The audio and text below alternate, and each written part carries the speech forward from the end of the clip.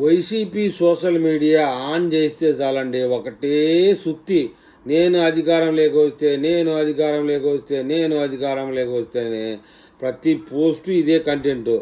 ప్రతిపక్షంలో ఉన్నప్పుడు ప్రతి రాజకీయ నాయకుడు చెప్పే మాట ఇదే అయి ఉండొచ్చు, కానీ మరి ఇంత అతిగా ఎవరు చెప్పరండి.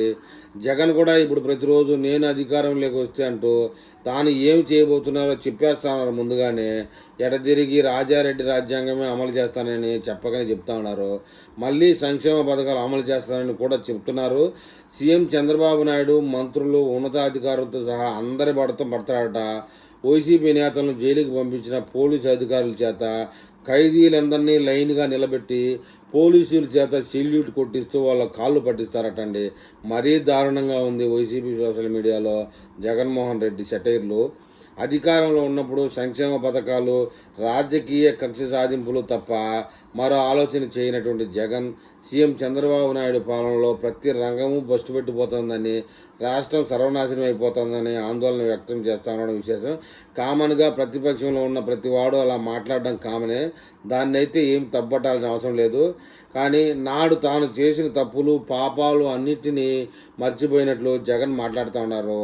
సరే, అధికారంలో లేనప్పుడు ఏ రాజకీయ నాయకుడైనా ఇలాగే మాట్లాడతారని సరిపెట్టుకున్నా మళ్ళీ తానే అధికారంలోకి వస్తానని జగన్ అంత గట్టిగా ఎలా నమ్ముతున్నాడో ప్రజలకైతే అర్థం కావడం లేదండి.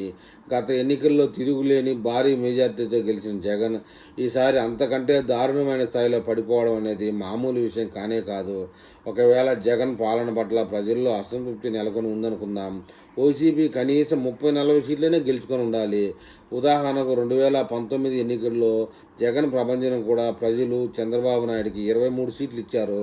తెలంగాణలో కేసీఆర్ సంగతి ఎత్తుకుంటే అతను చేసిన అభివృద్ధి సంక్షేమ పథకాలతో సంతృప్తి చెందిన ప్రజలు ఆయనకి 2023 ఎన్నికల్లో 119కి 39 సీట్లు ఇచ్చారు, కానీ 5-10 సీట్లు అయితే మరీ ఇలేదండి. కానీ 2024 ఎన్నికల్లో ప్రజలు తమకి 175కు 175 సీట్లు ఇచ్చి నెత్తిని పెట్టుకుని ఊరేగుతారులే అనుకున్న జగన్మోహన్ రెడ్డికి 11 సీట్లు ఇచ్చి లెవెన్ మోహన్ రెడ్డిని చేశారు. అంటే ఆయన పాలన ధోరణి పట్ల ప్రజల్లో ఎంత వ్యతిరేకత ఏర్పడిందో అర్థం చేసుకోవడం లేదు. చంద్రబాబు నాయుడు ముఖ్యమంత్రి బాధ్యతలు చేపట్టి 9 నెలలు ఇంకా పూర్తి కాలేదనుకుందాం. అమరావతి, పోలవరం సహా రాష్ట్రంలో పలు పరిశ్రమలు, అభివృద్ధి పనులు మొదలుపెట్టారు. లక్షల కోట్ల పెట్టుబడులతో ఎక్కడికక్కడ పరిశ్రమలు ఏర్పాటు అవుతూ ఉన్నాయి. ఇక ఎన్డీఏలో టీడీపీ చేరిన తర్వాత కేంద్ర రాష్ట్ర ప్రభుత్వాల మధ్య సంబంధాలు చాలా బలంగా ఉన్నాయండి. ముఖ్యంగా ఎన్డీఏలో చంద్రబాబు నాయుడు కీలకంగా మారారన్న విషయం చెప్పుకోక తప్పదు. జగన్ అక్రమాస్తుల కేసులు, వివేక హత్య, మద్యం కుంభకోణం సహా పలు కేసులతో కదలికలు తెచ్చేందుకు కూటమి ప్రభుత్వం ప్రయత్నిస్తుండడం చూసి మన విజయసాయిరెడ్డి పార్టీని వీడి బయటికి వెళ్ళిపోయారని చెప్పేసి ఎంపీ లావు శ్రీకృష్ణదేవరాయలు గారు నిన్ననే చెప్పారు. ఎప్పటికైనా పవన్ కళ్యాణ్ చంద్రబాబు నాయుడుతో విభేదించి కూటమిని వీడి బయటకు వస్తారని జగన్మోహన్ రెడ్డి ఆశ పెట్టుకుంటున్నాడు. అప్పుడు కూటమిని చావు దెబ్బ తీయొచ్చని జగన్మోహన్ రెడ్డి అయితే పగటి కలలు కంటున్నారని చెప్పేసి వైసీపీ వర్గాల్లోని రాజకీయ నాయకులు చెప్తున్నారండి.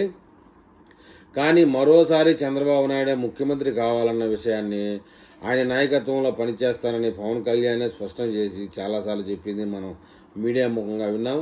అంటే వచ్చే ఎన్నికల నాటికి కూటమి ప్రభుత్వం మరింత బలపడతాయే తప్ప బలహీనపడవని స్పష్టమవుతూ ఉంది. ఇవన్నీ వైసీపీకి ప్రతికూల అంశాలుగానే అర్థమవుతూనే ఉంది. కానీ రాష్ట్రంలో వైసీపీ మళ్ళీ ఏ విధంగా అధికారంలోకి వస్తుందో చెప్పాల్సిన బాధ్యత జగన్ పైన ఉందండి. లేకపోతే వై నాట్ 175, వై నాట్ 175 అనే పాటతో ప్రజలను మళ్ళీ నేతలను కార్యకర్తలను మభ్యపెట్టి గోతిలో పడేసేట్లు మళ్ళీ మనమే పాటతో మభ్యపెడుతున్నామని భావించక తప్పదు. ఈ వీడియో మీద మన ఏపీ ప్రజలు, ముఖ్యంగా వైసీపీ అభిమానులు ఏమని కామెంట్ చేస్తారో చూద్దాం.